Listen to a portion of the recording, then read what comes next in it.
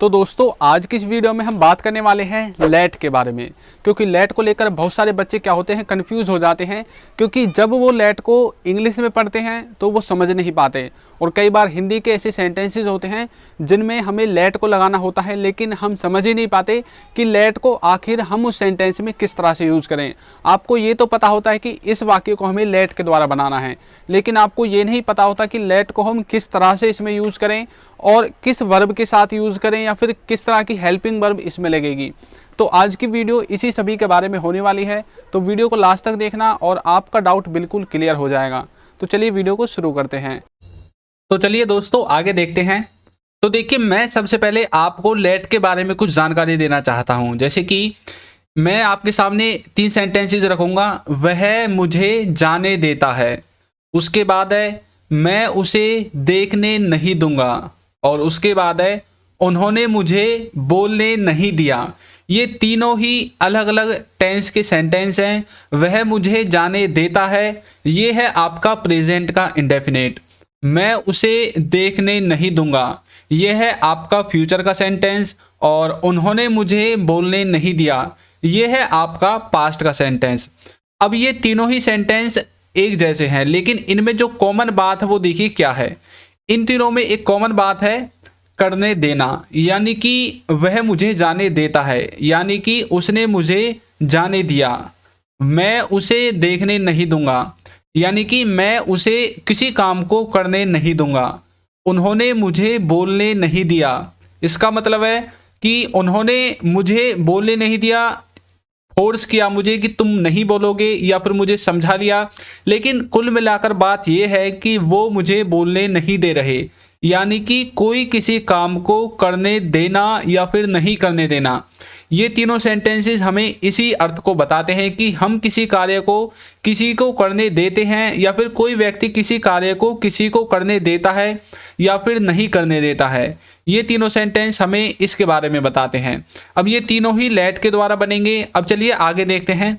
अब मैं आपको बताऊंगा लेट की फॉर्म के बारे में। जैसे कि वर्ब की फॉर्म होती है ना, ऐसे ही लेट की फॉर्म के बारे में बताऊंगा। देखिए, पहली है लेट, दूसरी है लेट और तीसरी है लेट, यानी कि इसकी फर्स्ट, सेकंड और थर्ड तीनों ही फॉर्म लेट लेट लेट हैं। इनमें कोई भी चेंजिंग नहीं होगा, लेकिन आपको एक जगह पर लेट्स का यूज करना है। कहाँ पर?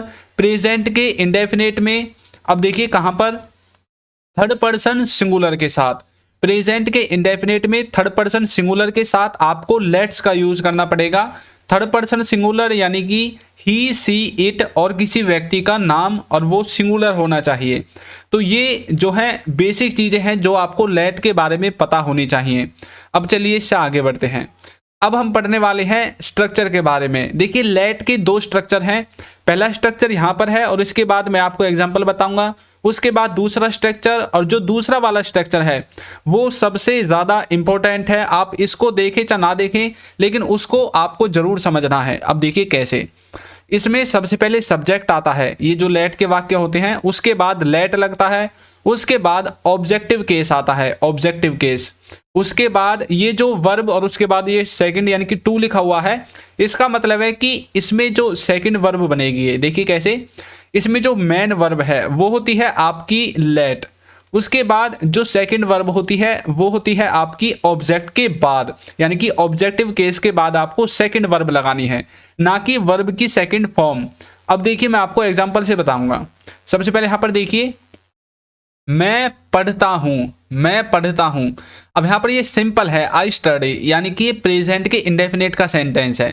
नेक्स्ट है मुझे पढ़ने दिया जाता है। अब यहाँ पर देखिए क्या है, आई लेट स्टडी, यानी कि मुझे पढ़ने दिया जाता है। अब मुझे कौन पढ़ने देता है उसका जिक्र मैंने यहाँ पर नहीं किया है अभी।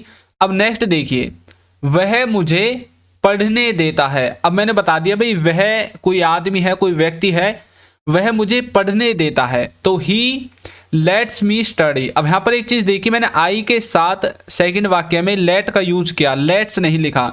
लेकिन थर्ड वाले सेंटेंसेस में मैंने ही के साथ लेट्स का यूज किया, क्योंकि मैंने आपको बताया था जो थर्ड पर्सन सिंगुलर होता है उसके साथ हमें लेट्स का यूज करना है। ही लेट्स मी स्टडी, इस तरह से, यानी कि कोई हमें किसी काम को करने देता है, नहीं देता है, उस तरह में।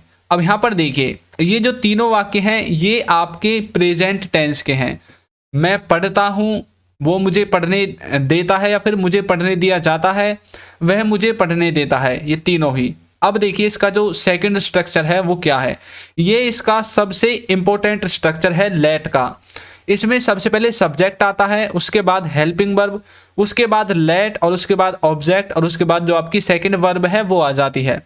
अब यहाँ पर मैंने हेल्पिंग वर्ब को हाईलाइट किया हुआ है। ये जो हेल्पिंग वर्ब है ये ही आपको कंफ्यूज करती है कि भाई इसको हम लेट से पहले लगाएं या बाद में लगाएं। इसको आपको लेट से पहले यूज करना है। अब देखिए इसके कुछ एग्जांपल्स मैं आपको दिखाता हूं कि आप इसको कैसे यूज करेंगे। देखिए पहला एग्जांपल, उसे आपको पूछने देना चाहिए। तो इसकी इंग्लिश मैंने लिख रखी है he should let you ask. अब यहाँ पर एक चीज देखिए, ये जो चाहिए वाला सेंस है इसका मतलब होता है मॉडल वर्ब में शुड।